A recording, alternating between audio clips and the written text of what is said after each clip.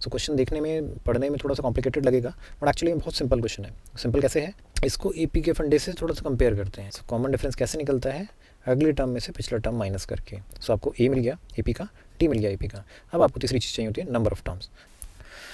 तो दोस्तों आप सबका एक बार फिर से स्वागत है आपके अपने इस चैनल के अंदर। इस सीरीज़ के अंदर हम लोग पढ़ने की कोशिश कर रहे हैं अरिथमेटिक प्रोग्रेशन यानी कि समानांतर श्रेणियों के बारे में। पिछले कुछ वीडियोस के अंदर हम लोग कोशिश कर रहे हैं सम ऑफ एन टर्म्स का फॉर्मूला और उसकी एप्लीकेशन समझने का। ओके, इसी सीरीज़ में लास्ट कुछ वीडियो के अंदर मैंने एक्सरसाइज 5.3 स्टार्ट की हुई थी। आज उसी सीरीज़ में कंटिन्यू करते हुए एक्सरसाइज 5.3 के कुछ और क्वेश्चंस को पकड़ करके सॉल्व करने की कोशिश करते हैं और समझने की कोशिश करते हैं कि और क्या क्या वेरिएशन पॉसिबल है इस फार्मूले के ऊपर बेस करके, जो कि आपके एग्ज़ाम के अंदर क्वेश्चंस के तौर पे पूछा जा सकता है। ओके, तो शुरू करते हैं आज का वीडियो। लेट अस से आपकी एनसीईआरटी की एक्सरसाइज 5.3 का क्वेश्चन नंबर 9 सॉल्व करते हैं। 9 में इसने बोला if the sum of first 7 terms of an AP is 49, यानी कि आपकी कोई एक एपी दिया हुआ है, उसकी पहली 7 टर्म्स तक का सम जो है वो 49 दिया है। सेम एपी का बोला गया है 17 दैट ऑफ 17 टर्म्स इज़ 289, यानी कि उसके पहले 17 पदों का जो सम है, 17 टर्म का जो सम है वो बेसिकली हमको दिया है 289। ठीक है, अब इसने पूछा कि find the sum of first n terms. N terms का सम जो है वो हमको बताना है। ओके, तो इसके अंदर हमको ए और डी की फॉर्म में कुछ भी नहीं दिया है। ठीक है, आपको फंडा बेसिक वाला यही ध्यान रखना है कि आपको कोई भी एपी कंस्ट्रक्ट करने के लिए दो चीज़ों का बेसिकली ज़रूरत है, एक ए का और दूसरा डी का, और यही दो चीज़ें इस क्वेश्चन के अंदर हमको दी हुई नहीं है। ओके, सो हम अपनी तरफ से अज्यूम कर लेते हैं, लेट अस से कि फर्स्ट टर्म जो है मेरा वो मेरा ए है और जो कॉमन डिफरेंस है वो मेरा डी है। ओके, प्रथम पद जो है वो मेरा ए है और सार्वअंतर जो है वो मेरा डी है। ठीक है, अब जो इन्फॉर्मेशन हमें क्वेश्चन के अंदर दी हुई है उस इन्फॉर्मेशन को हमें किसी ना किसी फॉर्म में यूज़ करना है। इसने हमें दिया 7 टर्म्स तक का सम है, तो पहली चीज़ हमें सम का फॉर्मूला पता होना चाहिए। ठीक है, सो एक काम करते हैं, एक एस एन का फॉर्मूला लिखते हैं। एस एन जो बोलता है this is n upon 2 a plus n minus 1 d. ये मेरा किसी भी एपी के लिए वैलिड है। इसने हमको एस एन ही निकालने को बोला है, लेकिन इस पर्टिकुलर एपी के बारे में बात किया गया है जिसकी पहली 7 टर्म का सम जो होगा 49 होगा और अगले पहली 17 टर्म का सम जो होगा वो 289 होगा। ठीक है, सो ये फार्मूला एस एन का ही है, लेकिन ये किसी भी एपी के लिए वैलिड है। मुझे इस पर्टिकुलर एपी की बात करनी है जिसमें ये दोनों कंडीशन मेरी सेटिस्फाई होती हों। ठीक है, सो एक काम करते हैं, पहले यहाँ से शुरू करते हैं, S7 से स्टार्ट करते हैं। यहाँ पर अगर मैंने n का वैल्यू 7 डाला तो S7 निकलता है। सो एक काम करते हैं, n का वैल्यू 7 डालते हैं।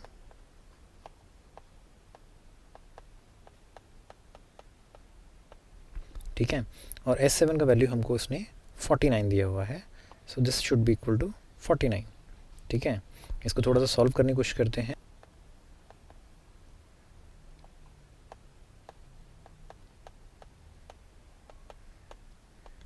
ओके, इसमें एक काम करते हैं, ब्रैकेट के अंदर 2 जो है वो दोनों तरफ आ रहा है, प्लस के लेफ़्ट में भी और राइट में भी। सो आप 2 को कॉमन निकाल लेते हैं, अंदर आपका a बच जाएगा यहाँ पर, और यहाँ पर आपका 3d बच जाएगा, इज इक्वल टू 49 हो जाएगा। इस 2 से ये वाला 2 कैंसिल आउट हो जाएगा। इस 7 को आप उठा करके दूसरी तरफ ला सकते हैं। 7 यहाँ पे मल्टीप्लाइड में है, दूसरी तरफ अगर इसको लेकर के जाएंगे तो वो हमारा डिवाइड में चला जाएगा। So this becomes 7। सो आपको यहाँ पर एक इक्वेशन मिल गई है a और d के फॉर्म में, a plus 3d is equal to 7। So this is my first equation. Okay, अभी मैंने क्या किया था कि जो मेरे को दो इन्फॉर्मेशन दी हुई थी क्वेश्चन के अंदर, ये वाला और ये वाला, इसमें से ये वाला मैंने यूज़ कर लिया है। अभी मेरे पास ये वाला इन्फॉर्मेशन बचा है, इसको मैंने कहीं यूज़ नहीं किया है। सो एक काम करते हैं, इसको यूज़ करते हैं S17 को। तो जो हमारे पास SN का फॉर्मूला था उस फॉर्मूले के अंदर n का वैल्यू हम 17 डाल देते हैं। सो this will B 17 upon 2 a plus 17 minus 1 into D. Okay, और ये हमको S17 जो है क्वेश्चन के अंदर दिया हुआ है 289। Okay, so this should be equal to 289. Okay, so क्या करेंगे, इसको और आगे सॉल्व करते हैं. This is 17/2 in this will be 2a plus 70 minus 1 is 16d is equal to 289. Okay, now इन दोनों में से 2 कॉमन निकाल लेते हैं. यहाँ पे बच जाएगा a, यहाँ पे बच जाएगा 8d इज इक्वल टू 289. ठीक है, इस 2 से 2 कैंसिल हो गया. इस 17 को उठा के दूसरी तरफ ले चलते हैं, डिवाइड में चला जाएगा. So this will be equal to a plus 8d is equal to 289 by 17. So this will be again 17. So ये मेरा इक्वेशन नंबर 2 बन जाएगी. अब मेरे पास a और d को इन्वॉल्व करती हुई 2 इक्वेशंस अवेलेबल हैं. ठीक है, मुझे सिंपली इसको लीनियर इक्वेशन इन 2 वेरिएबल वाला फंडा लगा करके सॉल्व आउट कर लेना है. मेरा क्वेश्चन जो है वो सॉल्व हो जाएगा.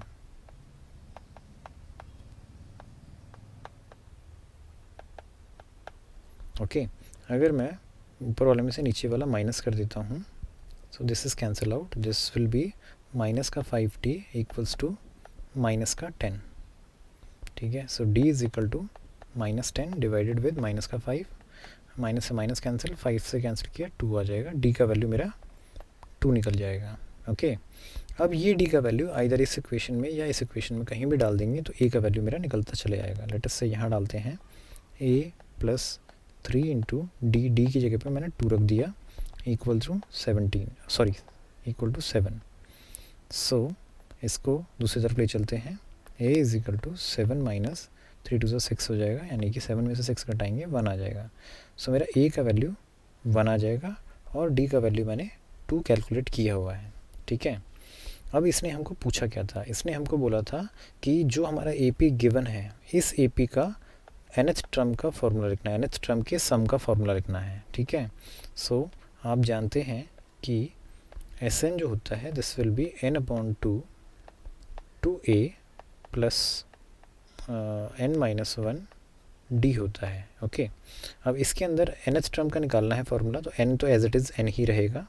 a हमको पता है, a हमको 1 पता है और d हमको पता है 2. तो ये a और d का वैल्यू यहाँ पे सब्सटीट्यूट करते हैं, वैल्यू डालते हैं. सो 2 इंटू में a की जगह पे 1 रखा प्लस d की जगह पर हमने 2 रखा. इसको सॉल्व करने की कोशिश करते हैं. n/2 2 into 1 is 2 plus n into 2 is 2n minus में 1 into 2 is again 2. So 2 minus 2 is 0. So this will become n/2 into 2n और 2 से 2 कैंसिल आउट हो गया. So n into n is n square. So आपका sum of n terms का हमारा formula जो बन रहा है वो बेसिकली n स्क्वायर बन रहा है गिवन AP के लिए.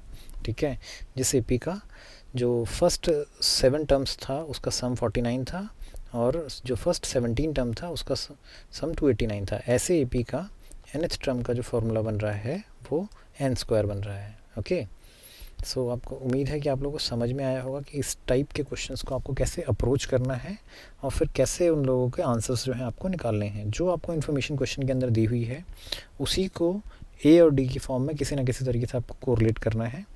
अगर आप वो कोरिलेशन निकाल पाते हैं देन आप वहाँ से A और D का वैल्यू आसानी से वर्कआउट कर सकते हैं और उसके बाद आप फिर AP का कोई भी चीज़ कंस्ट्रक्ट कर सकते हैं, चाहे आपसे फर्स्ट टर्म पूछा जाए, 5th टर्म पूछा जाए, 1000वां टर्म पूछा जाए. क्वेश्चन और पकड़ के सॉल्व करने की कोशिश करते हैं. क्वेश्चन नंबर 10 जो है आपके NCERT की एक्सरसाइज 5.3 का, इस क्वेश्चन के अंदर इसने बोला कि हमको एक AP दिया हुआ है इस तरीके से A1 A2 so on AN तक करके.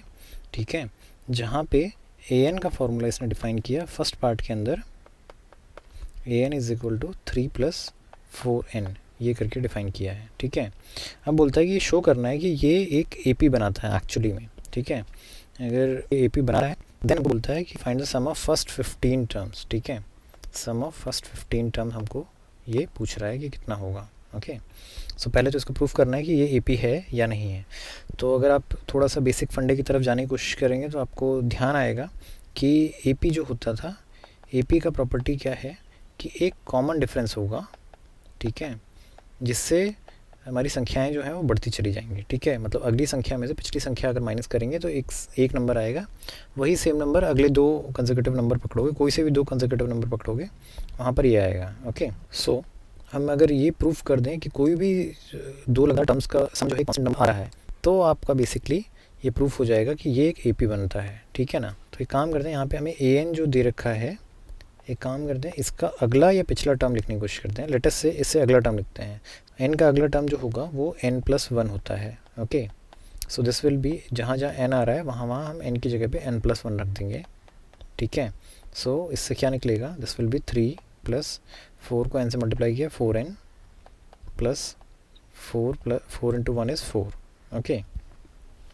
सो अभी क्या करते हैं, अब हम अगली टर्म में से पिछली टर्म को माइनस करते हैं, ठीक है। an+1 माइनस में an करते हैं।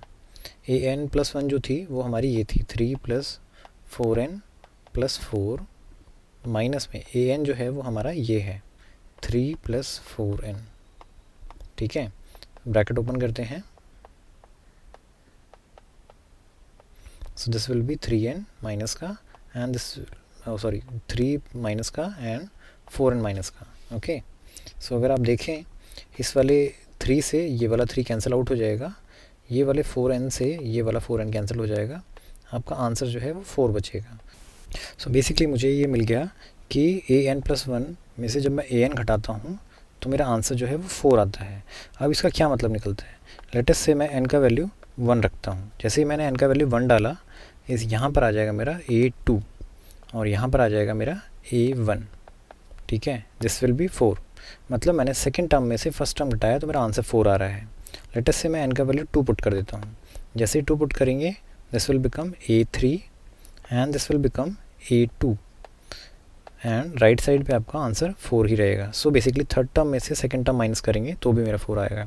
सो मुझे क्या ट्रेंड दिख रहा है कि मैं पहली 2 टर्म पकड़ूँ तो भी डिफरेंस 4 आ रहा है, अगली 2 टर्म पकड़ूँ तो भी मेरा 4 आ रहा है, उससे अगला अगर मैं करता चला जाऊँगा सेम तरीके से तो आगे भी मेरा 4 ही आता चला जाएगा, ठीक है। सो बेसिकली मुझे क्या दिख रहा है कि हर 2 कंसेक्यूटिव टर्म के बीच का डिफरेंस जो है वो 4 है। और अगर हम AP का बेसिक डेफिनेशन याद करने की कोशिश करें तो आपको ध्यान आएगा कि हमारा AP यही बोलता था कि चाहे मैं A1 अगर मेरे पास एक AP दिया हुआ है A1, A2, A3, A4 and so on, तो इसमें से कोई सी अगली टर्म में से पिछली टर्म में माइनस करता चला जाऊं तो मेरा एक कांस्टेंट नंबर आना चाहिए। और वही एग्जैक्टली यहाँ हो रहा है कि मैंने चाहे पहले 2 टर्म का पेयर लिया चाहे अगले 2 टर्म का पेयर लिया, मेरा आंसर जो है वो सेम आता चला जा रहा है। सो बेसिकली जो मुझे ये फार्मूला दिया हुआ था an = 3 + 4n, ये एक AP को इस्टेब्लिश करता है। क्यों? क्योंकि इस फार्मूले से मेरा जो भी 2 कंसेक्यूटिव टर्म्स हैं उनके बीच का डिफरेंस हमेशा सेम ही आता चला जा रहा है, ओके। सो हमने फर्स्ट पार्ट सॉल्व कर लिया कि भाई ये एक AP इस्टेब्लिश कर रहा है, ठीक है। अब आपको इसके सेकंड पार्ट में बोला था कि इसका सम ऑफ फर्स्ट 15 टर्म्स निकालना है, ठीक है। तो सम ऑफ 15 टर्म्स निकालना है तो अगर n टर्म के सम का फार्मूला अगर हम डालें यहाँ पर तो 15/2 2a + n-1d होता है, ओके, या 15 - 1d होता है, ओके। सो अब यहाँ देखेंगे हमको a और d का वैल्यू डालना है। सो d क्या है, d मेरा 4 है, ठीक है। अब मुझे सिर्फ फर्स्ट टर्म चाहिए, तो फर्स्ट टर्म का मतलब ये n का वैल्यू मैं यहाँ पर 1 डालता हूँ तो क्या आएगा 3 + 4 × 1 यानी कि 3 + 4 दैट इज़ इक्वल टू 7। सो मेरा a 7 आ गया और d का वैल्यू मैंने स्टैब्लिश किया था अभी, कॉमन डिफरेंस जो था मेरा हर बार 4 ही आ रहा था। सो a और d का वैल्यू उठा करके मैं यहाँ पुटअप करता हूँ, this will be equal to 15/2 × 2a, a की जगह पे 7 रखा, प्लस 15 - 1 इज़ 14 × d, d का वैल्यू अभी मैंने कैलकुलेट किया था 4 आया है। So this will be 15/2, this is 14 + 56, so this will be 15/2 and this will be my 70, okay. So this is 1050 divided with 2 and when we divide it we will get 525। सो आपका पहले 15 term का sum जो है वो 525 आएगा इस particular AP के case में। सो इस तरीके से हमको AP इस्टेब्लिश करना आना चाहिए। AP इस्टेब्लिश करने का बहुत ही बेसिक सा फंडा है कि आपको इस्टेब्लिश करना है कि हर दो कंसेक्यूटिव टर्म्स के बीच का डिफरेंस जो है वो कांस्टेंट रह रहा है, ठीक है। एक बार एपी इस्टेब्लिश हो गया तो उसका फर्स्ट टर्म कॉमन डिफरेंस निकालना बहुत ही आसान काम है। उसके हिसाब से फिर आप कितने भी टर्म का आपको सम पूछा जाए वो आप बहुत आसानी से निकाल सकते हैं। ओके, उम्मीद है आप लोगों को समझ में आया होगा कि इस टाइप के क्वेश्चंस को कैसे अटेम्प्ट करना है, कैसे इसको सॉल्व आउट करना है। तो दोस्तों इसी सीरीज़ में आगे बढ़ते हैं और एक क्वेश्चन और सॉल्व करने की कोशिश करते हैं। लेट अस क्वेश्चन नंबर 13 को सॉल्व करने की कोशिश करते हैं। क्वेश्चन नंबर 13 में ये बोलता है find the sum of first 15 multiples of 8। Okay, so हमें 8 के पहले 15 मल्टीपल्स का सम जो है वो कैलकुलेट करना है। ओके, 8 के पहले 15 गुणज जो हैं उनका सम निकाल करके हमको इसको दिखाने का है, ठीक है। सो 8 के अगर मल्टीपल्स लिखना स्टार्ट करें तो 8 का पहला मल्टीपल 8 हो गया, देन 16 हो गया, देन 24 हो गया, देन 32 एंड सो ऑन करते चले जाएं। यहाँ पर 15th टर्म तक हमें इसको सम करते चले जाना है, ठीक है। इन सबको ऐड करते चले जाना है। लास्ट में आंसर आपको बताना है कि कितना आ रहा है। ओके, तो क्वेश्चन बहुत ही सिंपल सा है, ठीक है। इसमें इसने आपको, अगर आप ध्यान से देखें तो इसने आपको एक एपी दिया हुआ है। एपी कैसे है कि भाई यहाँ से यहाँ तक आने में आपको 8 चाहिए, 8 जोड़ना है। यहाँ से यहाँ तक आएंगे तो भी आपको 8 ही जोड़ना है, यहाँ से यहाँ तक फिर आपको 8 ही जोड़ना है। सो एक कांस्टेंट नंबर है जो मेरा जुड़ते जा रहा है। तो इस तरीके का जो भी सीरीज़ आपको दिया होता है, जो भी आपको सीक्वेंस इस तरीके का दिया होता है जिसमें एक कांस्टेंट नंबर ऐड हो रहा है, वो आपका एक एपी बनता है। सो ये आपका एक एपी बन रहा है। अगर ये एपी बन रहा है तो इसका कोई ना कोई फर्स्ट टर्म होगा, ठीक है। तो फर्स्ट टर्म यानी प्रथम पद अगर देखें आप इसका तो वो आपको दिखेगा ये है। So this is my 8। Okay, उसके बाद दूसरी चीज़ हमें एक एपी बनाने के लिए क्या चाहिए होती है कि आपको कॉमन डिफरेंस चाहिए होता है। कॉमन डिफरेंस इस केस में अगर आप देखें तो वो मेरा 8 ही है। ओके, 8 करके मेरा बढ़ते चले जा रहा है, ठीक है। आपको फर्स्ट टर्म मिल गया, आपको कॉमन डिफरेंस मिल गया, एन का वैल्यू इसने आपको 15 बता दिया है, मतलब 15वें टर्म तक आपको इसका सम निकालना है, ठीक है। सो आपको ए, डी और एन ये 3 चीज़ें ही चाहिए होती हैं बेसिकली। ये तीनों चीज़ें आपको डायरेक्टली इनडायरेक्टली यहाँ पर इसने क्वेश्चन के अंदर बता दी हैं, ठीक है। अब आपको simply sum of n terms तक का फॉर्मूला लिखना है। सम ऑफ एन टर्म का फॉर्मूला होता है n/2 2a + n-1 d। बस, अब आपको कुछ नहीं करना है, सिंपल आपको वैल्यूज़ पता ही हैं ए, डी और एन की। ये यहाँ उठा के डालते चले जाइए। एन का वैल्यू 15 डाला, यहाँ पे फिर से एन का वैल्यू 15 डाला, 2 × ए का वैल्यू यहाँ पर 8 डाला, प्लस n-1 यानी कि 15 - 1 14 हो जाएगा, इंटू डी, डी का वैल्यू अगेन 8 डाला यहाँ पर। ओके, सो अगर मैं 2 कॉमन निकालूँ इन दोनों में से, सो दिस विल बी, यहाँ पर मेरा 8 बच जाएगा और यहाँ पे मेरा 14 × 4 = 56 हो जाएगा। 2 से 2 कैंसिल आउट हो गया, 15 इंटू मेरा यहाँ पर 64 हो गया। इसको अगर हम मल्टीप्लाई कर लेते हैं तो मेरा आंसर जो है वो 960 आ जाता है। Question solve. I think question के अंदर ज़्यादा कुछ था नहीं, खाली ये क्वेश्चन के अंदर एक लैंग्वेज एक लाइन की दी हुई थी, इसलिए लग रहा था क्वेश्चन बहुत ही डिफिकल्ट है। बट एक्चुअली में अगर आप देखें तो क्वेश्चन बहुत ही ज़्यादा सिंपल था। आपको उसने सिंपली ए बता दिया, उसने आपको सिंपली डी बता दिया, एन आपको बता दिया। आपको सिंपली इन 3 चीज़ों का यूज़ करना है, एस एन के फॉर्मूले में डालना है और आपका आंसर आता चला जाएगा। उम्मीद है क्वेश्चन के अंदर बहुत ज़्यादा डिफिकल्टी हुई नहीं होगी, आप लोगों को सबको समझ में आया होगा कि इस टाइप क्वेश्चंस को कैसे अटैम्प्ट कर सकते हैं। ओके दोस्तों, इसी सीरीज़ में एक क्वेश्चन और आगे चल करके सॉल्व करने की कोशिश करते हैं। ये अभी तक जो हम क्वेश्चंस कर रहे थे वो वर्ड प्रॉब्लम्स ही दी हुई थी, बट वो बहुत सिंपल वाली प्रॉब्लम दी हुई थी। उसके अंदर आपको इन्फ्रेंसेस ज़्यादा निकालने नहीं थे, डायरेक्ट क्वेश्चंस दिए हुए थे, डायरेक्ट आपको आंसर निकालने थे। ए डी की फॉर्म में कुछ ना कुछ दिया हुआ था। अभी जो क्वेश्चन नंबर 15 ऑनवर्ड्स जो क्वेश्चन स्टार्ट होते हैं उसके अंदर आपको सिचुएशंस दी हुई हैं। आपको उन सिचुएशंस को पहले एपी की फॉर्म में कन्वर्ट करना है और उसके बाद फिर उसके कन्वर्ट करने के बाद एपी के फंडे यूज़ करते हुए उसके सोल्यूशंस निकालने हैं। Okay, so question number 15 basically आपको बोलता है कि एक contract on construction job specify penalty for the delay of completion beyond a certain date as follow.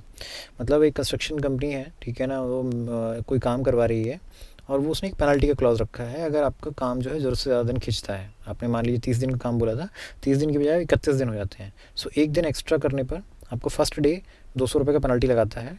अगर आपका सेकेंड डे तक चला जाता है तो वो पेनल्टी 200 की बजाय 250 हो जाती है। देन अगेन थर्ड डे वो पेनल्टी 300 हो जाती है। मतलब हर दिन जो है वो 50-50 रुपये जो है वो बढ़ना स्टार्ट हो जाती है। ओके, सो बेसिकली अगर मेरा एक दिन का डिले होता है, ठीक है, सो मेरे को 200 रुपये देने हैं। दूसरे दिन डिले करता हूँ तो मेरे को 250 रुपये और पे करने हैं। तीसरे दिन डिले करते हैं तो मुझे 300 रुपये और पे करने हैं। सो ऑन करते हुए सक्सेसिवली मैं चलता चला जाऊँगा, ठीक है, जितने भी दिन तक का मैं डिले करता हूँ। अब ये बोलता है कि कॉन्ट्रैक्टर जो है उसको टोटल कितना पेनल्टी पे करना पड़ेगा अगर उसने गलती से 30 दिन जॉब को डिले कर दिया है तो, ठीक है। तो आपको ये टोटल पेनल्टी निकाल करके बतानी है। फर्स्ट डे अगर मान लीजिए पहले 2 दिन होता तो 200 + 250 यानी कि 450 उसको पे करना पड़ता। अगर 3 दिन डिले होता तो this would have been 750, okay, and so on करते जाएंगे। तो 30 दिन डिले करने पर एक्चुअली में उसको टोटल कितना पेनल्टी पे करना पड़ रहा है वो हमको बता करके देना है, ठीक है। सो क्वेश्चन देखने में पढ़ने में थोड़ा सा कॉम्प्लिकेटेड लगेगा, बट एक्चुअली में बहुत सिंपल क्वेश्चन है। सिंपल कैसे है, अगर आप देखें ये आपका पेनल्टी का सीक्वेंस दिया हुआ है इसने कि फर्स्ट डे आपको 200 रुपये पेनल्टी है, दूसरे दिन आपको 250 रुपये पेनल्टी, तीसरे दिन आपको 300 रुपये पेनल्टी है। सो अगर आप देखें अगली टर्म में से पिछला टर्म घटाएं तो 50 आता है, उससे अगली टर्म में से पिछला टर्म घटाएं देन अगेन 50 आता है। सो मुझे दिख रहा है कि हर दिन 50-50-50 करके बढ़ते जा रहा है। सो बेसिकली ये जो दिया है ये मुझे एक AP दिया हुआ है, ठीक है, और AP जो है वो इस फॉर्म में दिया है 200, 250, 300 सो ऑन करते करते 30th टर्म तक, 30 टर्म तक का दिया हुआ है। 30 दिन है ना ये, तो बेसिकली आपको 30th टर्म तक का दिया हुआ है, ओके। आई थिंक यहाँ तक तो समझ में आ गया, कोई इशू तो है नहीं। अब एक काम करते हैं, इसको AP के फंडे से थोड़ा सा कंपेयर करते हैं। AP के फंडे से अगर आप कंपेयर करेंगे तो आपको दिखेगा कि ये जो है ये मेरा AP का पहला टर्म बन रहा है, ओके। सो फर्स्ट टर्म जो है वो AP का मेरा 200 है। उसके बाद हमें AP बनाने के लिए क्या चाहिए होता है, दूसरी चीज़ हमें चाहिए होती है कि आपका कॉमन डिफरेंस कितना है, ठीक है, यानी सार्व अंतर कितना है। सो कॉमन डिफरेंस कैसे निकलता है, अगली टर्म में से पिछला टर्म माइनस करके। सो 250 में से 200 माइनस करें या 300 में से 250 माइनस करें, आंसर दोनों तरफ से 50 ही आएगा। सो आपको A मिल गया AP का, T मिल गया AP का। अब आपको तीसरी चीज़ चाहिए होती है number of terms. Number of terms इसमें आपको डायरेक्टली दिया हुआ है कि 30 दिन है, यानी 30 टर्म्स की बात है, उससे ज़्यादा नहीं है। अब उसने ये पूछा था आपको टोटल कितनी पेनल्टी देनी है, तो टोटल पेनल्टी का मतलब आपको इन सबको ऐड करते चले जाना है, यानी कि टोटल आपको सम निकालना है यहाँ पर, ठीक है। तो सिंपली SN का फॉर्मूला लिखते हैं। SN जो होता है n/2 2A + n-1D। फॉर्मूला बहुत सिंपल वाला है, ओके। अब आपको यहाँ पर n का वैल्यू, A का वैल्यू और D का वैल्यू ये पुटअप करते चले जाना है। n का वैल्यू 30 पुट करते हैं, S30 = 30/2 × 2A। A की वैल्यू हमारे पास 200 है, प्लस n-1 यानी 30 में से एक गया 29 × D का वैल्यू है 50। अब आप इसको सॉल्व कर लीजिए सिंपली। यहाँ पे 15 आएगा इंटू यहाँ पर 400 आ जाएगा इंटू यहाँ पर 1450 आ जाएगा। जब इसको और सॉल्व करते हैं सो this will B 15 into this will B 1850। जब आप इसको मल्टीप्लाई करेंगे आंसर आएगा, वो आएगा 27750। मतलब उसको टोटल इतने रुपए की पेनल्टी जो है वो देनी पड़ेगी अगर वो 30 दिन तक अपना काम डिले कर देता है तो, ओके। सो उम्मीद है आप लोगों को समझ में आया होगा कि कैसे अगर आपको कोई वर्ड प्रॉब्लम दी हुई हो तो उसको आपको इक्वेशन AP की फॉर्म में कन्वर्ट करना है, और AP की फॉर्म में कन्वर्ट करने के बाद फिर उसको आप कैसे सॉल्व आउट कर सकते हैं, ओके। उम्मीद है यहाँ तक के क्वेश्चंस आपको अच्छे से समझ में आ रहे होंगे। इस वीडियो को, क्योंकि वीडियो बहुत ही लंबा होते जा रहा है, तो कोशिश करते हैं एक काम करते हैं, इस वीडियो को आज की डेट में यहीं पे वाइंड अप करते हैं। नेक्स्ट वीडियो के अंदर कोशिश करेंगे इसी एक्सरसाइज के ऊपर, इसी फंडे के ऊपर बेस्ड करके कुछ और क्वेश्चन सॉल्व करने की। Till then keep smiling, keep learning, bye bye.